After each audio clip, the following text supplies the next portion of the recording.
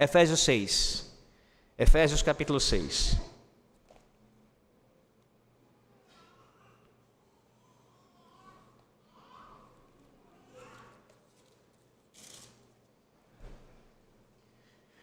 Pela manhã nós ouvimos o Senhor falar conosco em Efésios 6, no versículo 17, apenas a parte A do versículo 17. Agora à noite nós ouviremos o Senhor falar conosco mais uma vez, contudo, na parte B desse versículo, a segunda parte do versículo 17. Eu lerei mais uma vez a perícope inteira, do versículo 10 ao versículo 20, mas o sermão se dará somente no versículo 17, na parte B do versículo 17. Assim diz o Senhor nosso Deus.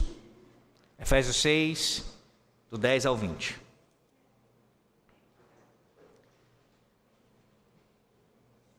Quanto ao mais, sede fortalecidos no Senhor e na força do seu poder.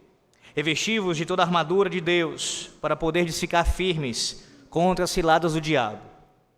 Porque a nossa luta não é contra o sangue e a carne, e sim contra os principados e potestades, contra os dominadores deste mundo tenebroso, contra as forças espirituais do mal nas regiões celestes. Portanto, tomai toda a armadura de Deus, para que possais resistir no dia mau, e depois de terdes vencido tudo, permanecer inabaláveis.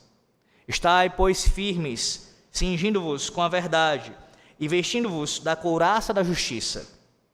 Calçai os pés com a preparação do evangelho da paz, embraçando sempre o escudo da fé, com o qual podereis apagar todos os dardos inflamados do maligno.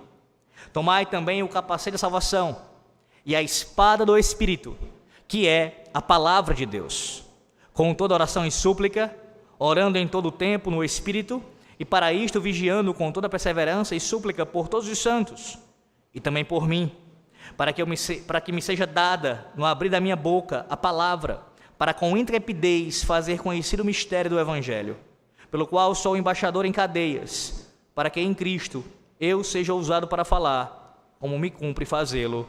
Amém.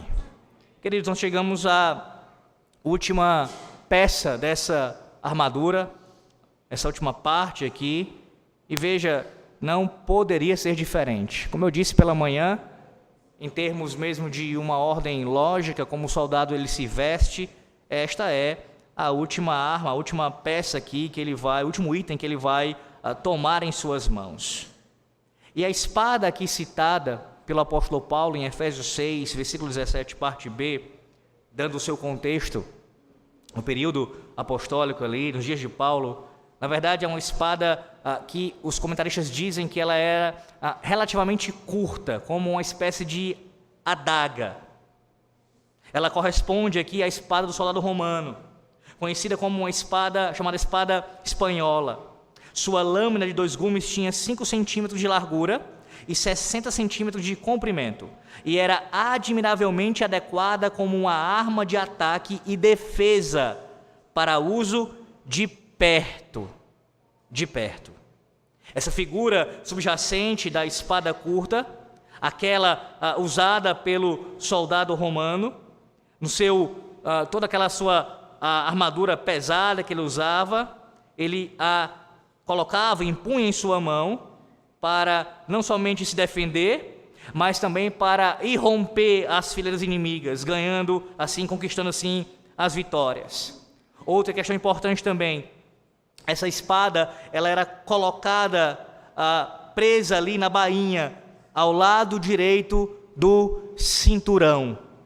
Sim, numa posição elevada, para ficar longe do braço esquerdo, que empunhava o escudo. E também para não enredar as pernas. Das peças de armadura mencionadas nessa passagem, como nós já vimos, essa peça agora é a principal peça de ataque.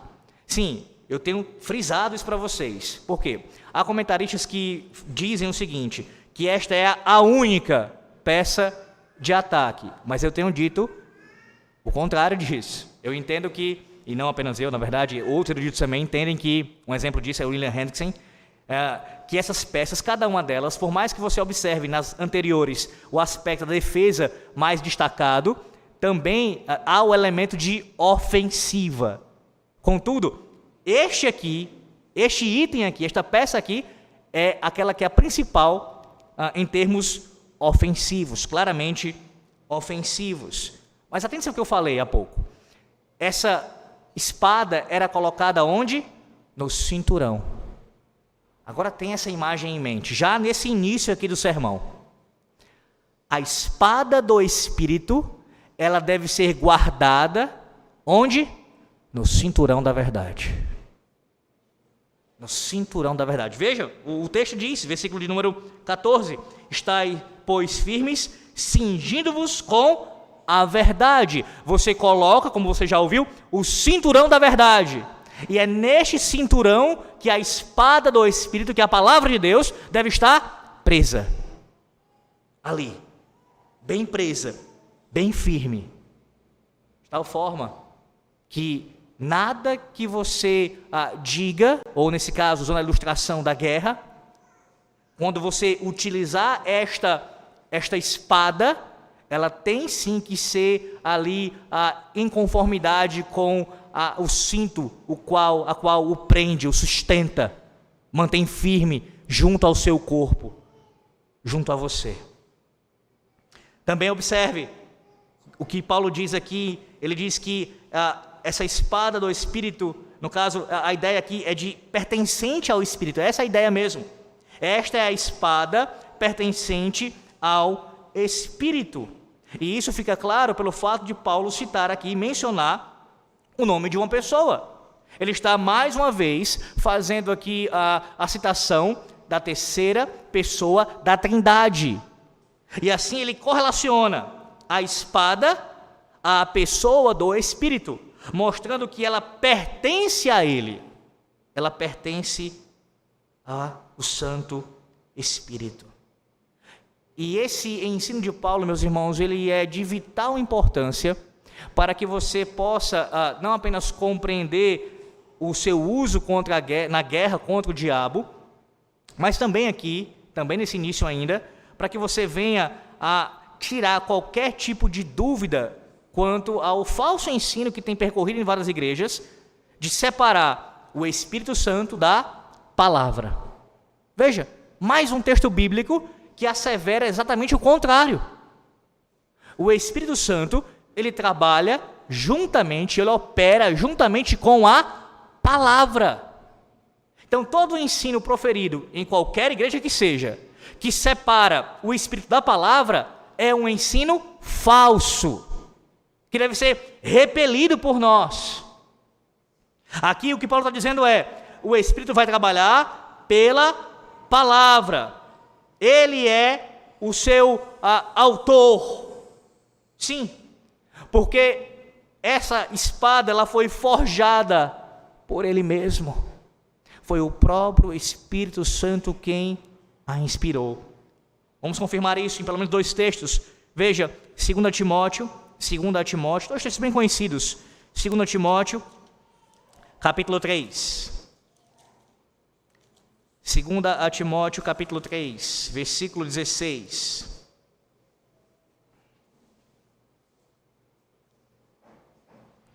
Toda a Escritura é inspirada, ela é soprada por Deus e útil para o ensino, para a repreensão, para a correção, para a educação na justiça.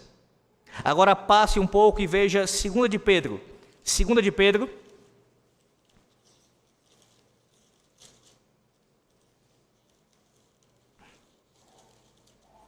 capítulo 1,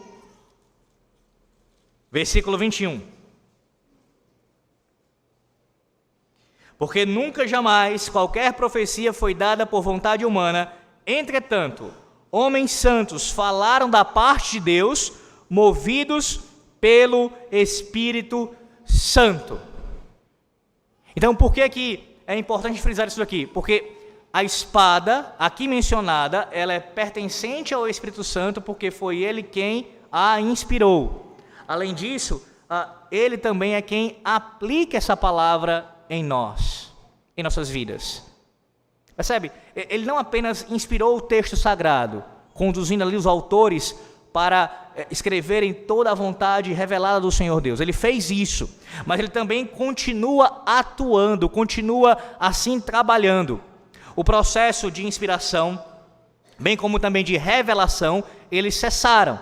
Todavia, a iluminação permanece. E não é sem razão que nós oramos todo o culto solene, antes do sermão começar, pelo quê?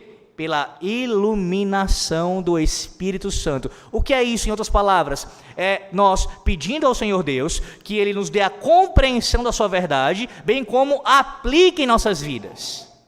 Como é que você pode fazer isso? Você só consegue fazer isso pela ação do Espírito Santo. Se Ele não fizer isso, será impossível você entender o texto e aplicar a sua vida.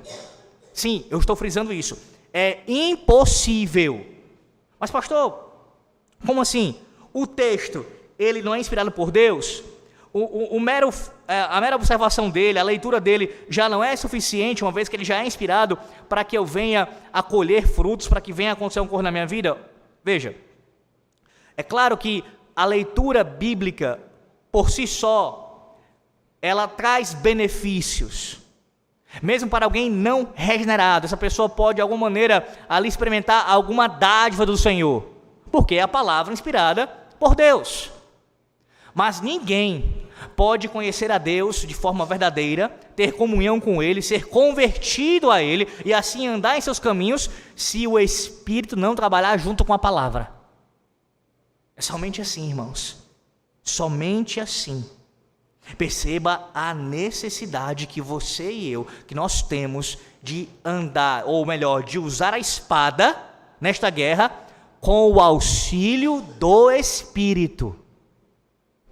Não é você entendendo assim, eu já tenho a espada na minha mão, eu já tenho a Bíblia aqui, eu vou usá-la de qualquer forma. Não, você vai usá-la sim, diligentemente, mas com o auxílio do Espírito. Como diz o salmista, é Ele quem vai preparar os seus dedos para a guerra.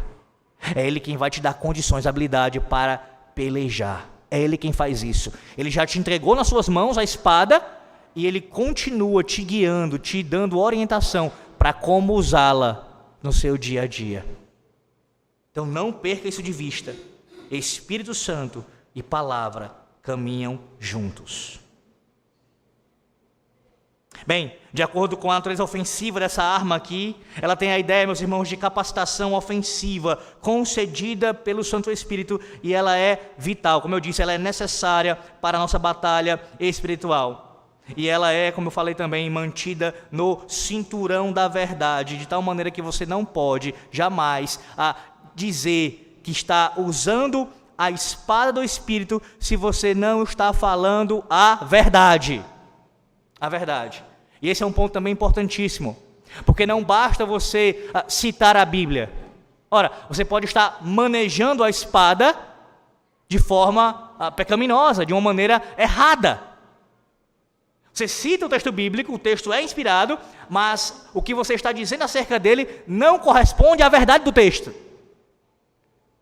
Não está de acordo com o que o Espírito Santo disse. Logo, você não está usando corretamente a espada. E assim você não terá eficácia na luta contra o inimigo. Então você precisa usar a espada com o auxílio do Espírito, falando a verdade. Em verdade. É assim que você faz. Pois bem, mais uma vez observe o texto ainda de Efésios 6, versículo 17. Note também, aqui ele diz, a espada do Espírito, que é a palavra de Deus. Assim como eu falei pela manhã, de onde é que Paulo tira essa imagem aqui? Você também ouviu já. Isaías capítulo 11. Vá lá para Isaías capítulo 11 novamente. E veja isso lá no Antigo Testamento. Isaías capítulo 11. Veja como Paulo está citando aqui esse texto. Isaías capítulo 11, versículo 4. Acerca do Messias, acerca de Cristo, Isaías está dizendo, mas julgará com justiça os pobres e decidirá com equidade a favor dos mansos da terra. Ferirá a terra com a vara de sua boca e com o sopro dos seus lábios matará o perverso. Ou seja, a ideia é que Cristo, o Messias, ele vai, pela sua palavra, julgar todas as nações ímpias. Ele fará isso. Sim, o texto de Isaías, ele tem aqui esse elemento profético. Isso ainda vai se cumprir de forma plena na volta do Senhor Jesus Cristo, mas também não perca de vista de que, com o avanço do Evangelho, em certo grau, isso já tem acontecido. Cristo está reinando agora, o seu Evangelho está sendo pregado em todo o mundo e o reino está avançando. Mas de forma final, realmente, isso vai acontecer lá no retorno de Cristo. Pela sua palavra, ele vai julgar os povos, ele vai destruir os seus adversários. Paulo pega essa imagem, essa fala aqui de Isaías, e faz uma aplicação ao nosso contexto agora, no presente. Cristo, pela sua palavra, a palavra que é a espada do Espírito, já está agora guerreando contra Satanás. Isto é, o reino de Cristo, como eu acabei de dizer, está assim avançando e destruindo o reino do diabo, à medida que ele avança. E o que é que está na frente disso? A palavra de Cristo. A palavra de Cristo, ela avança e o reino de Satanás está sendo destruído. Irmãos, que imagem maravilhosa essa daqui, que vai jogar a luz, inclusive, ao que eu vou falar mais na frente, mas nesse momento já guarde isso aí na sua mente. Como essa palavra, ela é poderosa, como essa espada, ela é terrível para os seus inimigos. No caso aqui de Isaías 11, as nações que não servem a Deus. E no caso de Efésios 6:17, com relação àquele que influencia de forma maligna as nações, que está por trás delas, aquele que é chamado de o Deus deste século. Todos os inimigos são contemplados, todos, os ímpios, os homens, bem como os demônios, e todos estão perdendo esta guerra por causa da espada do Espírito.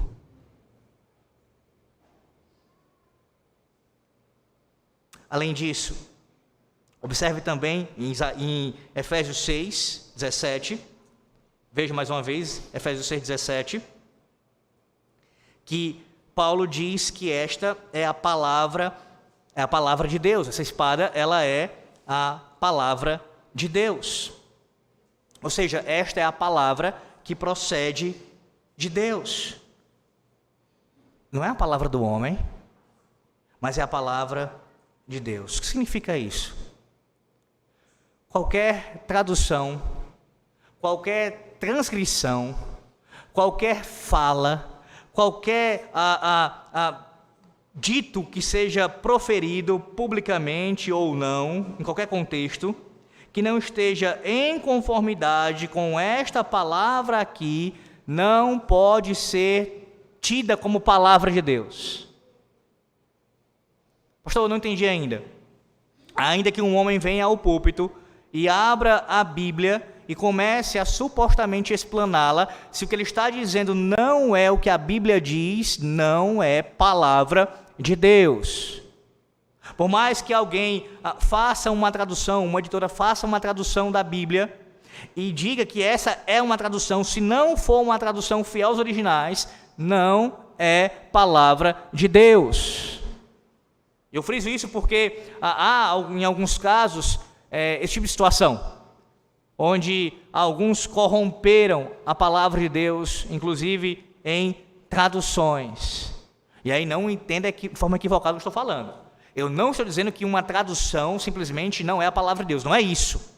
Estou dizendo que quando uma tradução não é fiel aos originais, ela está corrompendo assim o texto bíblico, ela de fato não é palavra de Deus. Você tem casos terríveis, como o daqueles de versões onde há até mesmo uma falta de reverência, de respeito ao texto sagrado, onde termos supostamente contemporâneos são utilizados. Com qual argumento? Temos que alcançar aqueles que vivem nossos dias. Eles não vão entender os termos mais complicados, mais difíceis, mais técnicos, então a gente vai adaptar. E aí usa-se uma linguagem chula. Não é palavra de Deus. Não é palavra de Deus. Não só porque não é fiel aos originais no sentido do ensino, mas também a forma com que o próprio Espírito revelou esta palavra. Isaías capítulo 40, versículo 8 também diz acerca dessa palavra, que ela é a palavra que permanece para sempre, e ela não pode ser jamais destruída.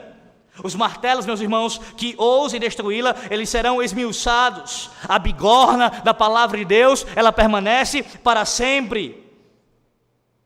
Os soldados de Cristo, não apenas os ministros da palavra, mas todos vocês que são soldados de Cristo, devem manejá-la bem, obedecendo-a, guardando em seus corações e levando todos ao seu conhecimento, assim, por meio do Evangelho. A espada que assim é esgrimida, como diz Hebreus, o autor dos Hebreus, que ela é viva e eficaz, e mais cortante que qualquer espada de 2 gumes, e penetra até o ponto de dividir alma e espírito, juntas e medulas, e apta para discernir os pensamentos e propósitos do coração. Esta é a palavra de Deus. A palavra de Deus, poderosa. Foi através dela que Paulo e outros, eles usando essa espada, alcançaram inúmeras vitórias para o reino de Cristo. E qualquer vitória que seja hoje conquistada em um país, em um povoado, é o resultado do manejo único desta espada.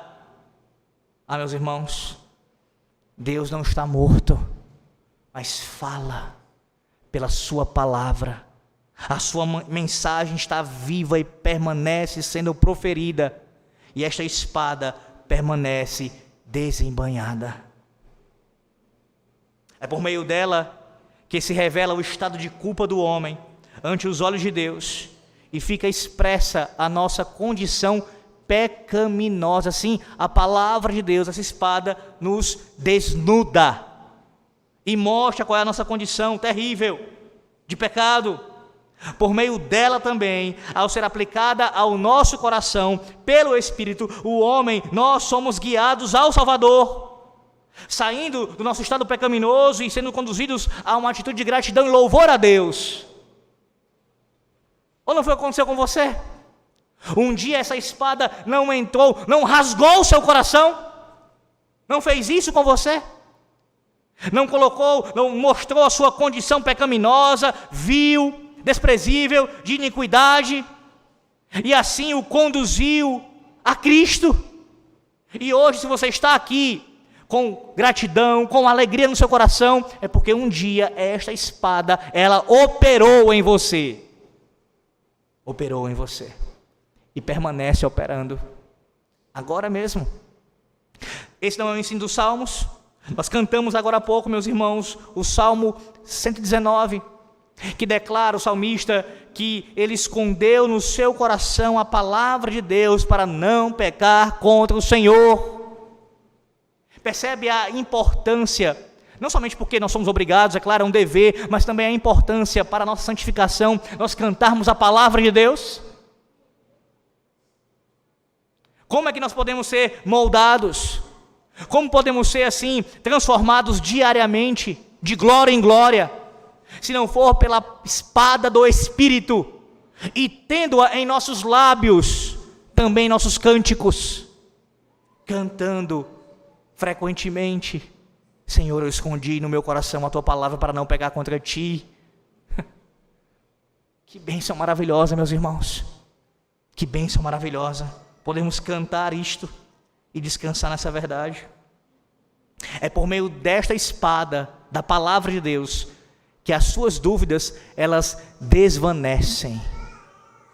Quantas questões que você já não teve? Tudo bem, eu não estou dizendo que você já solucionou todas elas, mas quantas dúvidas você já não tinha antes de conhecer essa palavra e deixou de ter depois que foi assim alcançado por essa espada?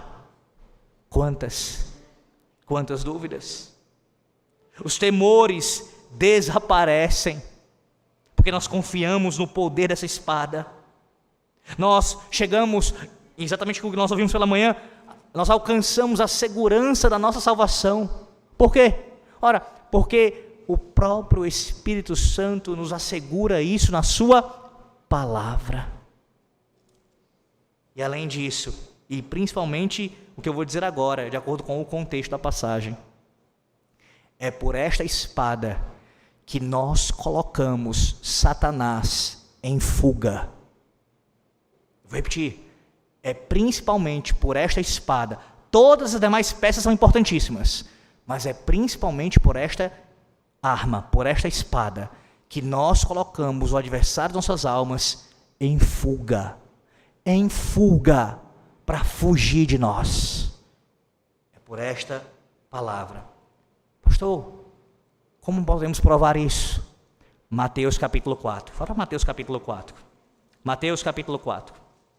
Sem perder de vista Efésios 6,17. Mateus capítulo 4.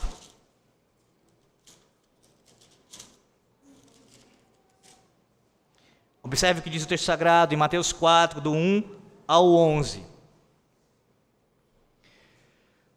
A seguir, foi Jesus levado pelo Espírito ao deserto, para ser tentado pelo diabo. Primeira coisa que eu quero que você observe aqui, não vou expor o texto inteiramente, não é o meu ponto aqui, mas tirar alguns ensinos importantes. O próprio Espírito Santo foi quem impeliu, a ideia é essa, ele conduziu Cristo para ser tentado pelo diabo. Para essa guerra, para pelejar. E depois de jejuar 40 dias e 40 noites, teve fome. Então o tentador, aproximando-se, lhe disse: se és filho de Deus, manda que estas palavras se transformem em pães. Jesus, porém, respondeu: está escrito, não só de pão viverá o homem, mas de toda palavra que procede da boca de Deus. Então o diabo levou-o à cidade santa, colocou-o sobre o pináculo do templo e lhe disse: se és filho de Deus, atira-te abaixo, porque está escrito: aos seus anjos ordenará a teu respeito que te guardem, e eles serão nas suas mãos, para não tropeçares em alguma pedra. Respondeu-lhe Jesus: também está escrito, não tentarás o Senhor teu Deus. Levou ainda o diabo a um monte muito alto, mostrou-lhe todos os reinos do mundo e a glória deles, e lhe disse: tudo isto te darei, se prostrado me adorares. Então Jesus lhe ordenou: retira-te, Satanás, porque está escrito: ao Senhor teu Deus adorarás, e só a ele darás culto. Com isto o deixou o diabo, e eis que vieram anjos e o serviram. Vamos por partes aqui. Observe a tentativa do inimigo. Ele foi tentar o Filho de Deus. Você tem ideia da ousadia aqui? Da sagacidade, da malignidade desse ser? Ele foi até o Filho de Deus. Ele sabia quem Cristo era. E mesmo assim ele foi tentá-lo. Se ele foi para cima do nosso Senhor e Salvador, você tem alguma dúvida que ele vai e ele tem ido contra você? Mas como foi que Cristo lidou com ele? Observe que nas 3 oportunidades, nas 3 vezes que o diabo investiu, nas 3, o Senhor disse: está escrito. Está escrito. Irmãos, como nós bem sabemos, não há nada que o Senhor Deus faça que não tenha propósito. Você tem alguma dúvida que o Senhor poderia muito bem ter refutado o diabo sem dizer isso? Até mesmo de alguma outra maneira? Mas por que ele não apenas ele faz pela palavra, mas ele cita, ele diz, ele declara: está escrito. Ora, uma das razões para isso acontecer é para nos ensinar como é que nós lidamos com o adversário. É apontando, é se baseando na palavra, ou no caso, usando a espada do Espírito. É assim.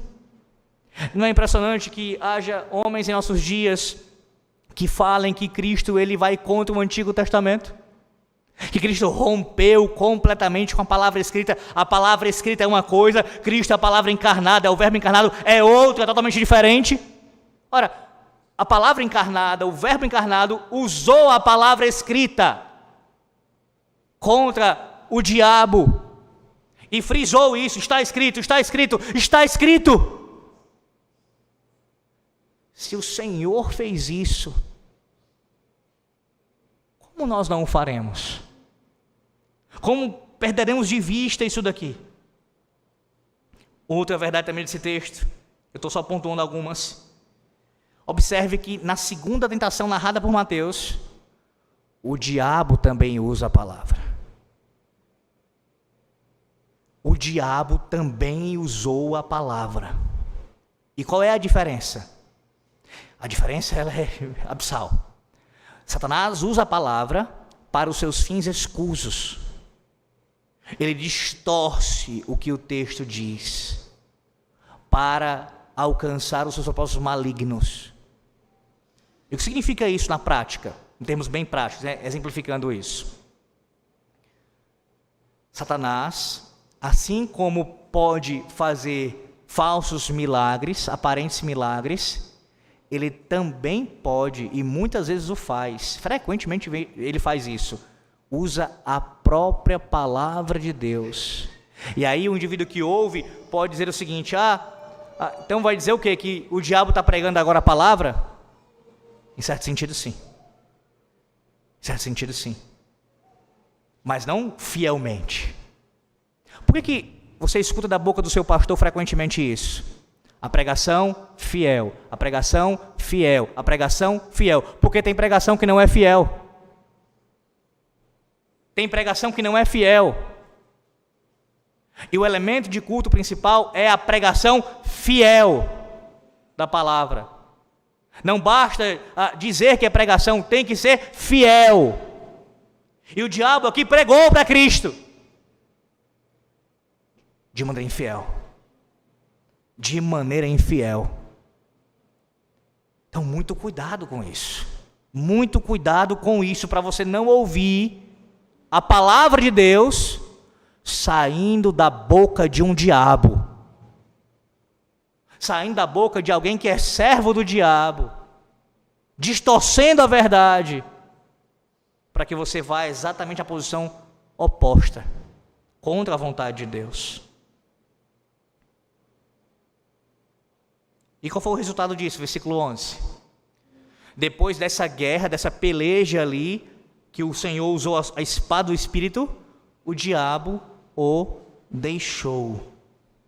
Lucas vai dizer que isso foi até a ocasião oportuna. O diabo voltou a tentar o Salvador. Até porque enquanto nós estamos aqui, é isso. Essa é a luta. Mas sempre que usamos a espada do Espírito, ele vai nos deixar. Temporariamente, é verdade. Até tentar uma nova investida. Mas você alcançará êxito na batalha. O próprio exemplo de Cristo nos demonstra isso. Agora a pergunta é, à luz do exemplo do Salvador, conectado aqui com Efésios 6:17b. Como é que você homem que ouve a palavra sendo pregada nesse momento, você mulher, você criança, você jovem, como é que você vai falar como o Senhor? Aqui, dizer, está escrito. Se você não sabe o que está escrito, como é que você vai fazer isso?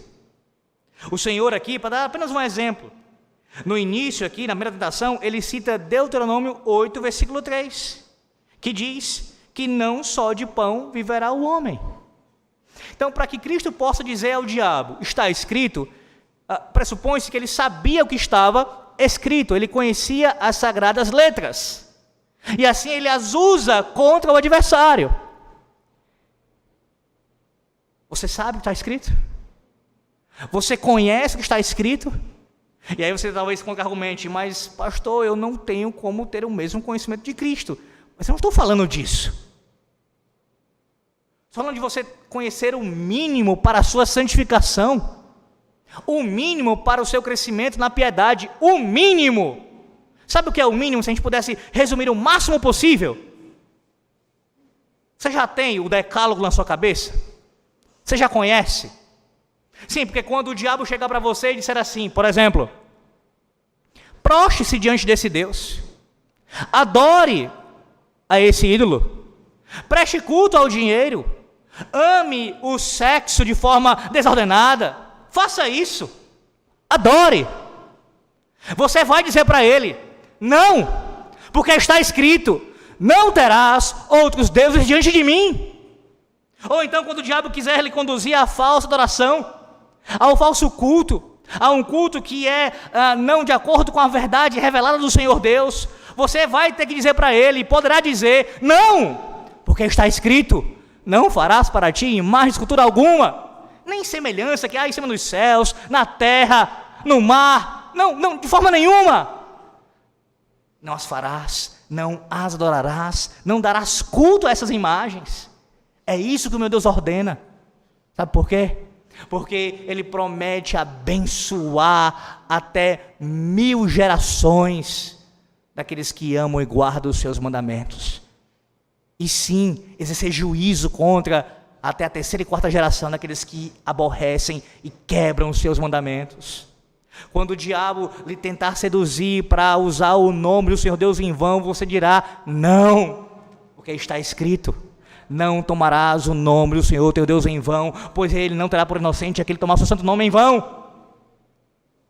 Quando o diabo te disser assim, abre a televisão, liga o rádio e ouve o teu futebol, não tem problema nenhum, ninguém está vendo, o que é dia do Senhor? Você dirá, não, porque está escrito, lembra-te do dia do Senhor, do Shabá, para o santificar. Você fará isso. E lembrará que isso é para você, para toda a sua casa, para todos os seus. Porque o Senhor Deus em 6 dias fez os céus e a terra, e tudo que nele há, o mar e tudo que nele há. Mas ao 7º dia descansou. Quando ele tentar você, para que você venha a desonrar as autoridades, seus pais, os pastores, os governantes, você vai dizer não, porque está escrito, honra a teu pai e tua mãe, para que se prolonguem os teus dias na terra que o Senhor teu Deus te dá. Quando ele tentar infundir no teu coração ódio contra o teu irmão, para que tu mates o teu irmão no teu coração, você dirá não matarás, diz o 6º mandamento, está escrito. Quando ele tentar te persuadir a adulterar, a pecar contra o teu cônjuge, contra a pureza, contra a castidade, você dirá, não, porque está escrito, não adulterarás.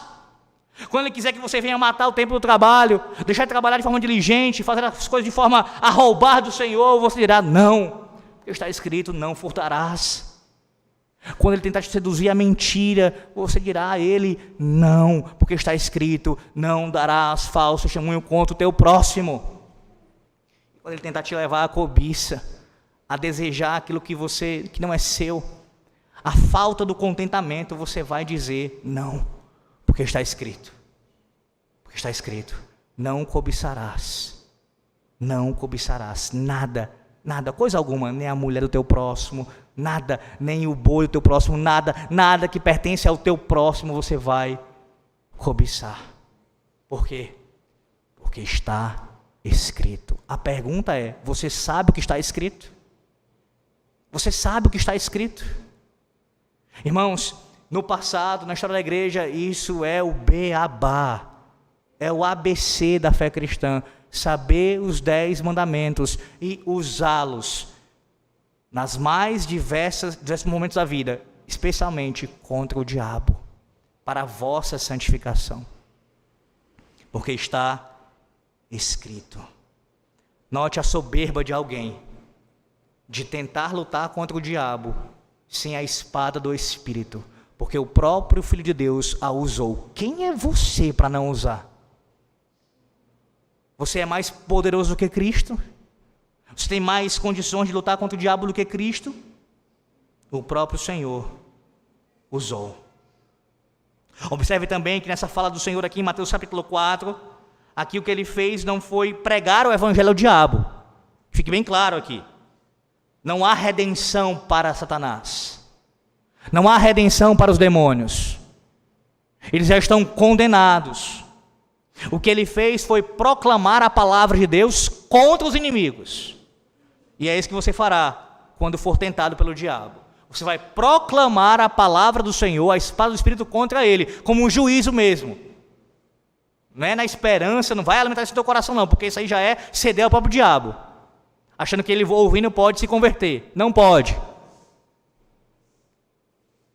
Também observe que a palavra de Deus, ela não deve ser citada por você, ou recitada por você, como se fosse uma mágica. Pronto, eu decorei aqui, eu gravei os 10 mandamentos, depois de não sei quantos anos de fé, depois de uns 30 anos tentando, eu consegui, pastor, guardei o primeiro. Lembra agora o primeiro mandamento, eu vou ficar citando o primeiro mandamento. E vou, só por citá-lo, já vai afastar o diabo de mim. Como se fosse uma questão mágica ali. Não é assim. Não é assim. Não é assim. Você deve falar as palavras de Deus, em nome de Cristo, capacitado pelo Espírito Santo. E assim, usando esta espada como um instrumento do Espírito. Ou seja, você fala essas palavras contra o diabo, com fé em Deus e descansando no que Ele diz, em obediência a estes mandamentos, crendo no que Deus está falando. Exemplo, quando o diabo tentar lhe conduzir, mais uma vez, a cobiça, e você disser, está escrito, não cobiçarás, você não fala a boca para fora, ou como se fosse, como eu disse, uma questão mágica, simplesmente, não é isso, mas você fala crendo, eu não vou cobiçar, porque Deus me ordenou que eu não fizesse isso, e porque nele eu tenho o meu contentamento, Ele é a minha porção, Ele é a minha herança, nele eu devo, Ele eu devo anelar, Ele me supre todas as minhas necessidades, então eu não preciso de nada que o diabo venha a me oferecer. Percebe? É assim que você usa, é assim que você usa a espada. Dessa forma.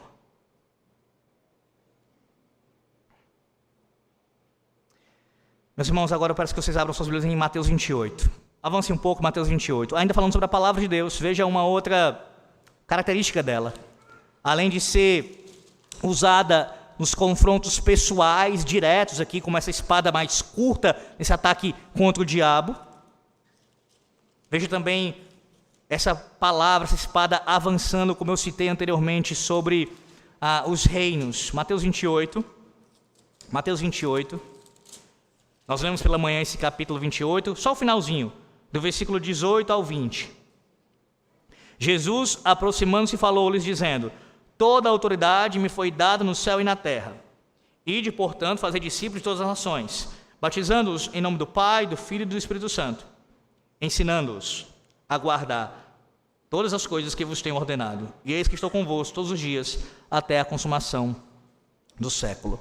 Ou seja, o reino avança pela palavra. Os discípulos deveriam proclamar a palavra de Deus, e à medida que isso acontece, o reino está avançando. Deixa eu lembrar você o pano de fundo. Na antiga aliança, Satanás mantinha aquelas nações pagãs debaixo do seu jugo, nas trevas. E quando Cristo veio e assim consumou a sua obra e mandou os discípulos para anunciar o Evangelho, o reino agora está, desde Cristo, avançando sobre a terra. As nações estão sendo conquistadas para Cristo. Está acontecendo desde a vinda de Cristo. E como eu pontuei, a palavra está à frente, como uma espada, derrubando o reino das trevas, destruindo por completo. E aí você diz, mas pastor, o que eu vejo é o contrário. O problema com essa sua fala é porque você tem uma visão míope da realidade. Você precisa olhar para o todo. Você não pode olhar simplesmente porque o nosso país é governado por ímpios, porque você tem que olhar para a história, de forma macro. Olha para desde a vinda de Cristo até este momento. E assim perceba que o Evangelho, ele tem chegado às nações. Isso tem acontecido. Isso tem acontecido. E não poucas experimentaram até mesmo grandes avivamentos. Deus fez isso, Ele derramou copiosamente o seu Santo Espírito em vários lugares. Então não é porque nós passamos agora por um momento terrível em nosso país, pensando aqui no nosso local mesmo, nosso contexto, que isso significa dizer que o reino de Cristo está sendo destruído, não está avançando, o diabo está prosperando. Não, não está. nesse sentido macro. Não está. Não quer dizer que ele não tenha obtido êxito em várias coisas, debaixo da soberania de Deus, mas que até isso cumpre os propósitos do Senhor. Até isso. A espada do Espírito, ela não pode ser destruída. Lembre-se disso. Ela é vitoriosa. O reino avança pela palavra. E aqui eu quero caminhar para o final, mas esse final ainda demonstrando algo importantíssimo para vocês, à luz do nosso catecismo. Nosso catecismo maior, de Westminster, na pergunta 155, se tiver com ele pode abri-lo. A pergunta 155 do nosso catecismo maior de Westminster, diz assim: como a palavra torna-se eficaz para a salvação? Como é? Resposta: o Espírito de Deus faz da leitura, e especialmente da pregação da palavra, um meio eficaz para iluminar, convencer e humilhar pecadores, para tirá-los de si mesmos e atraí-los a Cristo, para conformá-los à sua imagem e sujeitá-los à sua vontade, para fortalecê-los contra as tentações e corrupções, para edificá-los em graça e firmar seus corações em santidade e consolação por meio da fé para a salvação. Então, o que é que o nosso catecismo está dizendo? Logo no início aqui, na resposta. Que o Santo Espírito de Deus, ele torna aqui a palavra eficaz para a nossa salvação. Veja, Espírito e palavra trabalhando juntos. E assim a salvação, a palavra é usada com eficácia para a nossa salvação, pela leitura e principalmente pela pregação. Leitura e pregação. Vejamos isso na própria palavra de Deus. Neemias capítulo 8. Abre Neemias capítulo 8.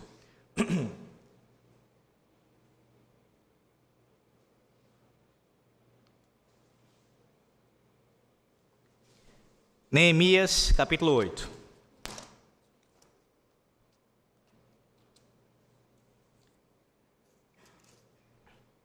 Versículo 8. Leram no livro, na lei de Deus, claramente, dando explicações de maneira que entendesse o que se lia. Aqui você vê as duas coisas acontecendo: a leitura pública e a explicação do texto.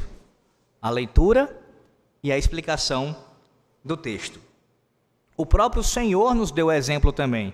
Vá lá para Isaías, Isaías capítulo 61. Mais uma vez, Isaías capítulo 61 agora. Veja, Isaías 61 é um texto profético aqui que fala do que Cristo iria realizar. Isaías 61. O Espírito do Senhor, versículo 1, do Senhor Deus está sobre mim, porque o Senhor me ungiu para pregar boas novas aos quebrantados, enviou-me a curar os quebrantados de coração, a proclamar libertação aos cativos e a pôr em liberdade os algemados, a apregoar o ano aceitável do Senhor e o dia da vingança do nosso Deus, a consolar todos os que choram. Veja, esse versículo primeiro aqui no caso, ele foi lido pelo Senhor Jesus Cristo na sinagoga. Ele leu o texto publicamente diante de todos. Esse era o costume, essa era a prática, como elemento de culto ali.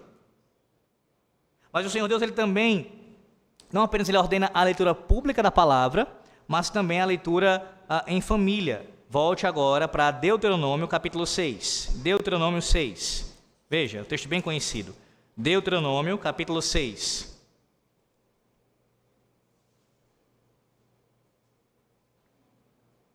Versículos 6 e 7. Estas palavras que hoje te ordeno estarão no teu coração.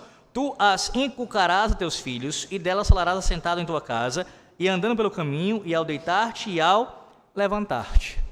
Então você lerá a palavra de Deus em sua família, diariamente.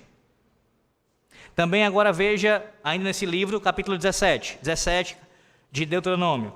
Agora versículo 19, veja aí. E o terá consigo, e nele lerá todos os dias da sua vida, para que aprenda a temer o Senhor seu Deus, a fim de guardar todas as palavras desta lei e estes estatutos para os cumprir. Se você observar o contexto desse versículo 19, ele está inserido aqui nos deveres de um rei.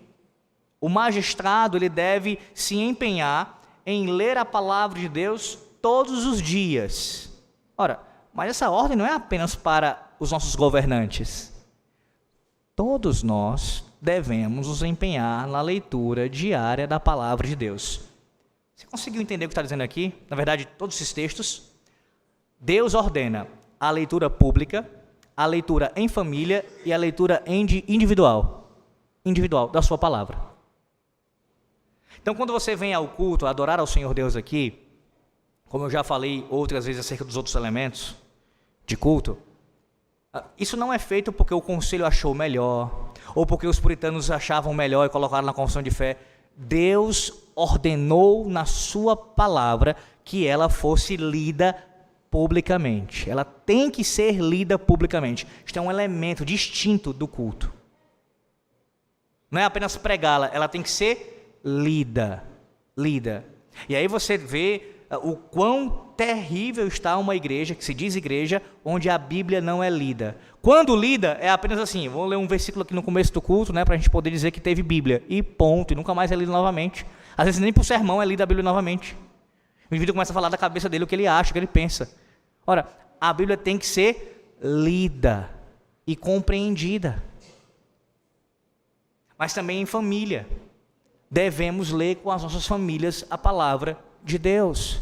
Como é que você pode querer que o seu filho, a sua esposa, pensando aqui no caso dos homens, possam manejar bem a espada se você nem mesmo lê?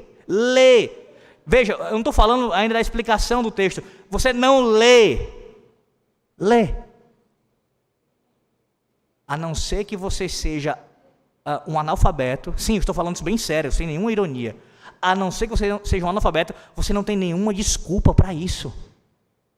E se você for, você deveria correr atrás de crescer na educação com relação a isso e corrigir esse problema. E corrigir isso. Porque ler é básico. É básico para a sua fé, para a sua caminhada com Cristo. Mas também individualmente. E aqui isso é uma exortação para todos. Todas elas são, claro. Mas aqui eu quero ser ainda mais específico nisso. Por quê? Não é porque você, filho, tem o seu pai lendo a Bíblia para você no culto doméstico, você diz, pronto, ele já leu para mim, o papai, você já sabe ler, no caso a criança já sabe ler. Eu não preciso ler. Você tem que ler também. Se a criança já sabe ler, você tem que ler também. Ou a mulher, no caso, meu marido já abriu a Bíblia comigo, os dois ali casados, não tem filhos, por exemplo, ele já leu comigo a Bíblia, eu não preciso ler. Você tem que ler, mulher, individualmente também. Porque Deus se relaciona conosco como povo, como família, mas também individualmente. Quantas vezes você já ouviu esse púlpito, a palavra de Deus sendo dita a você, eu serei o vosso Deus, e vós sereis o meu povo, mas Ele também é o teu Deus. Individualmente, Ele é o teu Deus, não somente o Deus desta igreja, da tua casa, da tua família, mas Ele é o teu Deus individualmente. Então se relaciona com o teu Deus, lê a palavra do teu Deus e nutre comunhão com o teu Deus. Homem, mulher e criança. Sim, a leitura. Mas o nosso catecismo fala de algo ainda mais importante. Ele diz assim, a resposta, e especialmente da pregação da palavra. 1 Coríntios capítulo 1. 1 Coríntios capítulo 1. Veja. Que diz o apóstolo Paulo escrevendo aos Coríntios. Capítulo 1. Versículo de número 21. Versículo 21. Visto como na sabedoria de Deus o mundo não o conheceu por sua própria sabedoria, aprouve a Deus salvar os que creem pela loucura da pregação. Este é o instrumento que aprouve ao Senhor Deus usar para a conversão de pecadores, a pregação da sua palavra. E aqui a pregação ela tem dois públicos. A pregação proferida, como está sendo agora, se você é um réprobo, se você é alguém que não crê no Senhor, que não está em Cristo, a pregação ela trará sim consequências para você. Em outras palavras, ninguém ficará numa situação ali em cima do muro. Não, a palavra ela vai atingir seu propósito. Em todos, para aqueles que não se arrependem, juízo, condenação. É isso que ela vai fazer com você. Mas o contexto do catecismo aqui, especialmente, é falar dela como se tornando eficaz para a salvação. Pois bem, ela é usada pelo Espírito Santo para convencer pecadores ao arrependimento e à fé. E uma vez que isso acontece, o próprio Espírito continua trabalhando pela pregação da palavra na santificação do seu povo. Tão básico para nós, mas tão negligenciado por nós, meus irmãos. E aí tem muitas coisas para ser ditas acerca disso. Deixa-me ser sucinto, bem sucinto aqui. A palavra de Deus ela é usada pelo próprio Espírito Santo para iluminar os pecadores, como eu falei, e para conceder conhecimento da verdade. O Espírito também ele usa a palavra para convencer e humilhar os pecadores. A palavra é usada pelo Espírito para tirar os pecadores de si mesmos e atraí-los para Cristo. O Espírito também usa a palavra como meio de conformar os filhos de Deus à imagem de Cristo. Os crentes, nós todos, nós devemos nos sujeitar à vontade de Cristo pelo poder do Espírito que atua por meio da palavra. É por meio da palavra que os crentes são fortalecidos a vencerem o diabo. É por intermédio da palavra que o Santo Espírito fortalece o povo de Deus contra as tentações e as corrupções. E ao longo de toda a vida de todos nós, até que finalmente nós entremos no estado de glória, o Espírito Santo usa a palavra como meio para o nosso desenvolvimento e progresso espiritual. A palavra ela serve para a edificação da igreja. Sim, nenhuma igreja, uma igreja local, pensando aqui em termos de igreja local, ela pode estar edificada firmemente se não for pela palavra. O seu alicerce ele é de areia, se não for bem fundamentado na palavra de Deus. Vou frisar isso também, ela é eficaz para os eleitos, aqueles que Deus elegeu na eternidade, estes, sim, a palavra para estes, assim como os sacramentos, para estes será eficaz, e ela também nos traz consolo, percebe? A mesma palavra que é uma espada que vai assim desbaratar, que vai ferir o inimigo, para nós que estamos em Cristo, ela consola as nossas almas. É o que ela faz conosco. Meus irmãos, assim como uma criança, como diz certo escritor, assim como uma criança nasce de sua mãe e de sua mãe se alimenta, a igreja ela nasceu da palavra e dela se alimenta. Ela não é apenas o útero que nos forma, mas igualmente o seio que nos alimenta. Como essa verdade ela destroça completamente o ensino papista de relação entre igreja e palavra, não é verdade? O que eles dizem, os papistas?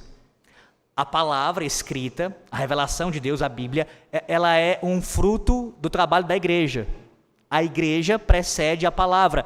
A igreja produziu a palavra está nesse sentido até mesmo sujeita à igreja, à interpretação de um magistrado infalível, tão infalível que recentemente disse, né?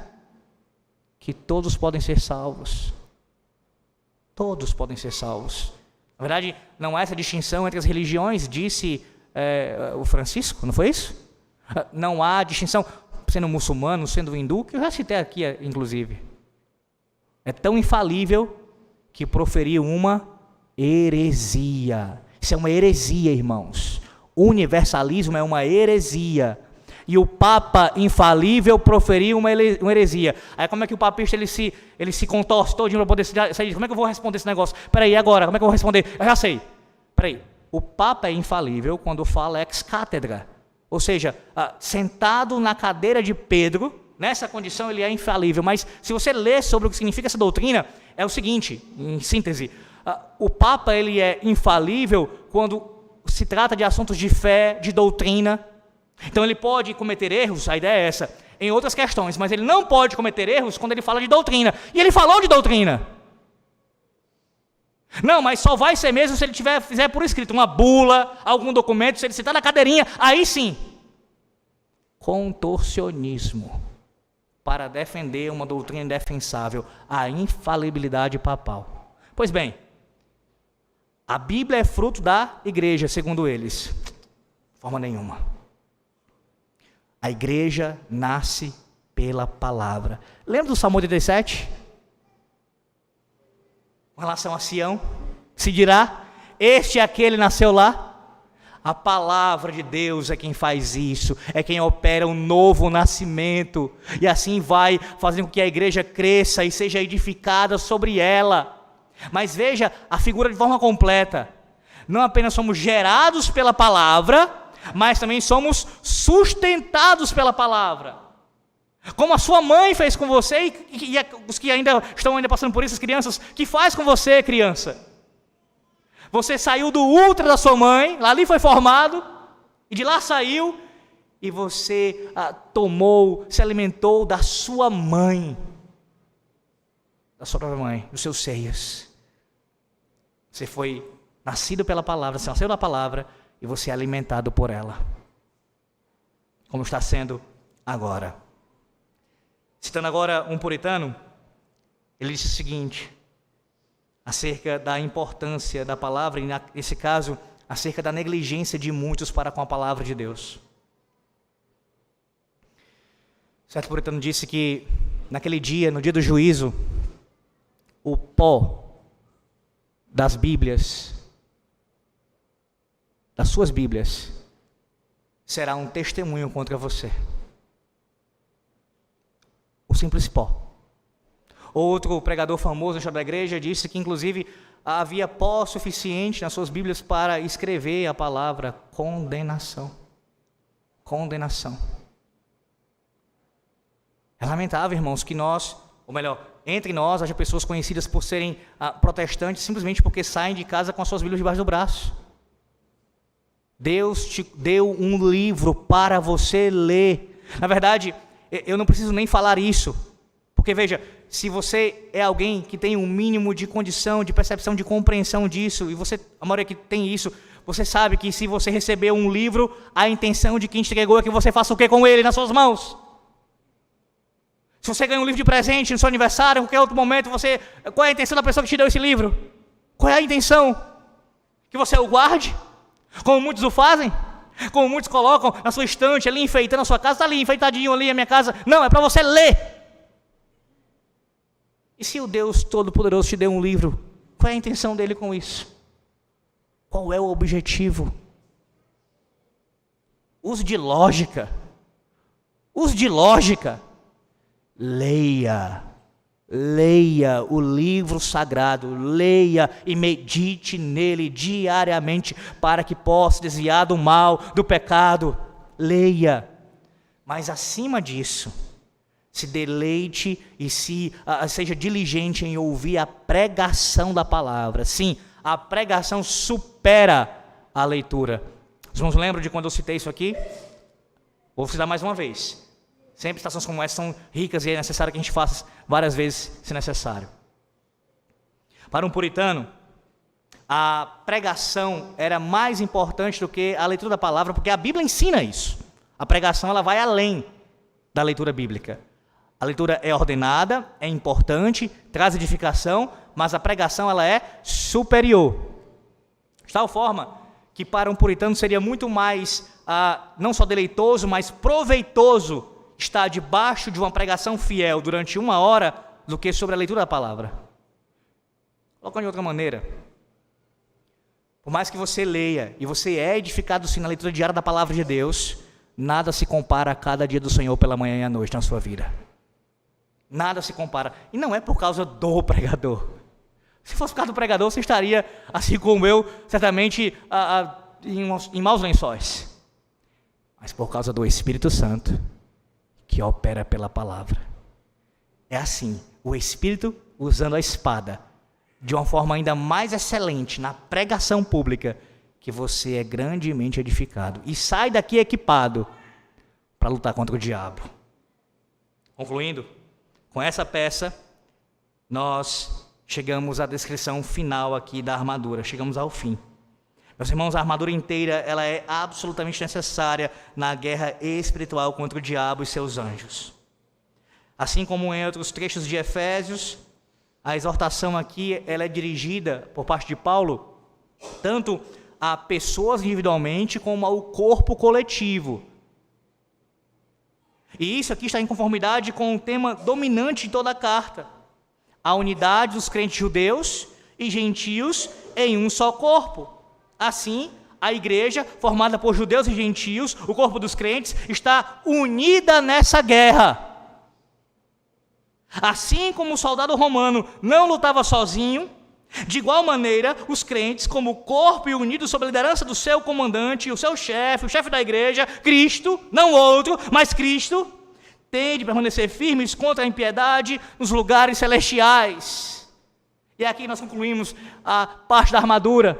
Veja, você está lutando com cada uma dessas peças, afinal delas aqui a espada, mas com cada uma delas, ladeado de seus irmãos. Você não luta sozinho.